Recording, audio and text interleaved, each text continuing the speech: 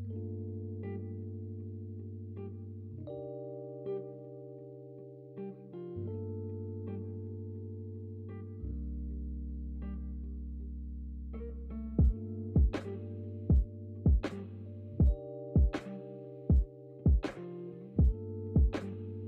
Friends, welcome to our channel. तो आज हम लोग बात करने वाले हैं जीडीपी के ऊपर। इस वीडियो को स्टार्ट करने के पहले बोलना चाहता हूँ कि इस वीडियो को अंतिम तक देखिए, नहीं तो ये जो पूरा प्रोसेस है जीडीपी का वो आपको समझने में थोड़ा दिक्कत होगा। तो चलिए शुरू करते हैं आज की टॉपिक। तो जीडीपी क्या होता है और इस जीडीपी को कैसे निकाला जाता है और कैसे पता चलता है कि किसकी जीडीपी कितनी % बढ़ रही है। जीडीपी के बाद में एनडीपी भी आती है, एनएनपी आता है, जीएनपी एंड पीपीपी भी आता है। तो आज सिर्फ जीडीपी के बारे में जानते हैं, ये चीज़ क्या है और इकोनॉमिक्स पर इसका क्या प्रभाव पड़ता है। तो चलिए ये क्या है हम लोग पहले समझते हैं। पहले तो आप जीडीपी की परिभाषा समझिए अच्छे से। जीडीपी में 4 चीज़ों का ध्यान रखा जाता है। फर्स्ट है राजनीतिक सीमा, सेकंड है 1 साल, थर्ड है वस्तु एंड सेवा एंड लास्ट में है अंतिम मूल्य। राजनीतिक सीमा मतलब यानी कि आपको अपनी सीमा में रह के ही जीडीपी निकालना है।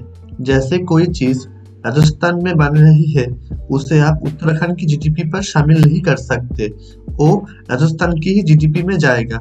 वैसे ही कोई चीज इंडिया पर बन रही है वो चीज आप अमेरिका की जीडीपी पर शामिल नहीं कर सकते।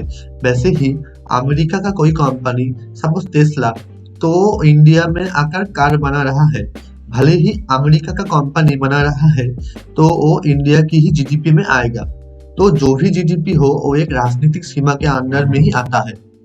तो पहले अंतिम मूल्य समझते हैं। किसी चीज का अंतिम मूल्य क्या होता है, फिर वस्तु और सेवा समझेंगे और फिर राजनीतिक सीमा समझेंगे। अंतिम मूल्य उसे कहते हैं, लास्ट कॉस्ट जो होता है उसे ही कहते हैं अंतिम मूल्य। मतलब कोई भी चीज कई कंपोनेंट से मिलकर बने होते हैं जिसे हम पहली, दूसरी और तीसरी चीज कहते हैं, लेकिन लास्ट जिसका हम पेमेंट देते हैं उसे ही हम अंतिम मूल्य कहते हैं।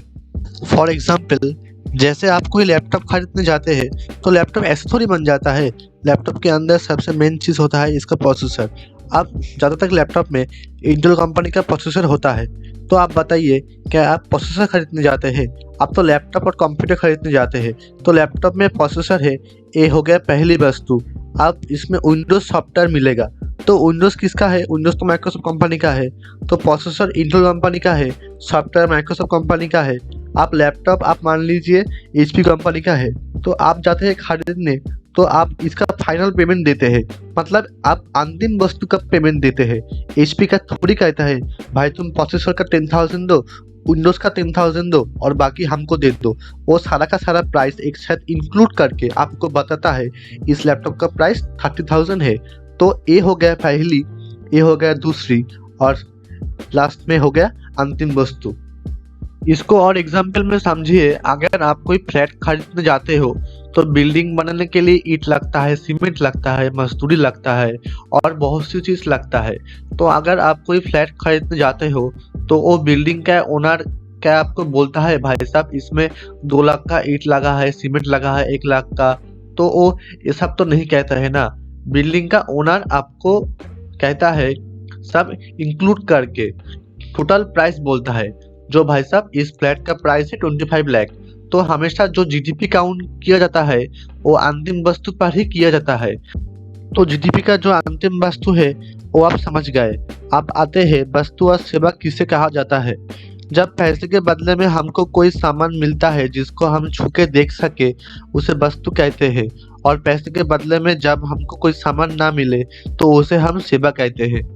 जैसे आप कोई टीचर से पढ़ने जाते हो, पैसे देके क्लास में बैठते हो, पढ़ के चले जाते हो, आपको हाथ में उठाकर ले जाने के लिए कोई सामान नहीं मिलता, सीधे दिमाग में चले जाता है, तो उसे कहते हैं सेवा। तो जब कभी पेमेंट के बदले में कुछ नहीं मिले बल्कि आपको फील हो नहीं हमको मिल गया, उसे कहते हैं सेवा। और अगर कुछ सामान मिल गया तो उसे कहते हैं वस्तु। इंडिया में अलग अलग टाइप की वस्तुओं का निर्माण होता है, जैसे कि कार का निर्माण होता है, मोबाइल का निर्माण होता है, बिजली घर, कोयला, ये सभी का निर्माण होता है। जैसे कि हॉस्पिटल इक्विपमेंट हो गया, ऑक्सीजन सिलेंडर बन रहा है, बेड बनते हैं, मिल्क, कोल्ड ड्रिंक्स, ये सभी बनते हैं। ये सभी जितने भी चीज़ें हैं ये सब क्या है, ये सब गुड्स है, सब सामान है जिसका उत्पादन इंडिया में हो रहा है। अब हिंदुस्तान में करोड़ों चीज़ें बन रहा है, ऐसे इनका ही हिसाब रखना को जीडीपी कहलाता है। तो जीडीपी में हम वस्तु के साथ ही साथ सेवा को भी शामिल कर देते हैं। सेवा में देखिए जितना भी ट्रांसपोर्ट है, जितना भी टेलीकॉम कंपनी है, जितना भी बैंकिंग सेक्टर से स्कूल कॉलेज है, वो सभी क्या करता है, वो सभी पैसे लेता है, उसकी विनिमय आपको सेवा देती है। जैसे ही जितना भी ट्रांसपोर्ट है वो सभी क्या करता है, आप उसको पैसे देते हो, वो आपको पैसे की विनिमय फ्लाइट हो, बस हो, कैब हो, वो सभी आपको एक स्थान से दूसरे कोई स्थान पर पहुंचा देता है। स्कूल कॉलेज जितना भी है ये सभी सर्विस सेक्टर से ये आपको पैसे के बदले में सेवा देती है। तो जीडीपी में आप अंतिम वस्तु समझ गए, किस चीज़ का प्राइस जोड़ना है अंतिम वस्तु का और किसका, वस्तु और सेवा का। तो आप सोचिए अकेला जियो, एयरटेल कितना कमाया, अमूल मिल्क वाला कितना कमाया, लैपटॉप कंपनी वाला कितना कमाया, कितनी कंपनी है कितना सारा पैसा कमाया। तो सारे की सारे कंपनी को जोड़िए तो इंडिया का जीडीपी निकल आएगा। अब कुछ और है जीडीपी में। आप समझते हैं राजनीतिक सीमा क्या है? एक साल तो समझने में आ ही गया होगा। देखिए ये जो नक्शा दिख रहा है ये हमारे भौगोलिक सीमा है, भूगोल का हिसाब से। लेकिन इकोनॉमिक्स ने भूगोल की सीमा से भी बड़े सीमा को मानते हैं। वो कहते हैं हमको पॉलिटिकली बाउंड्री चाहिए। जैसे कोई यहाँ पर मछली पकड़ रहा है, चलिए ये तो इसकी राजनीतिक सीमा हो गया।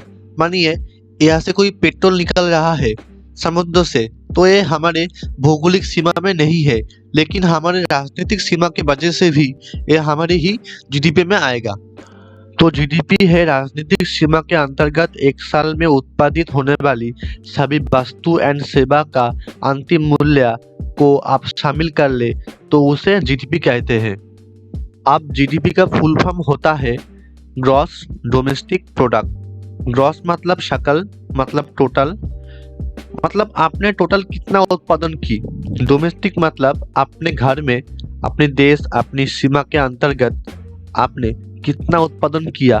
तो ग्रॉस डोमेस्टिक मतलब अपने घर में, यानी कि अपने देश, अपने सीमा के अंतर्गत आपने कितना उत्पादन किया, इसको कहते हैं सकल घरेलू उत्पाद। सपोज ये जो बॉक्स है ये हमारी राजनीतिक सीमा है।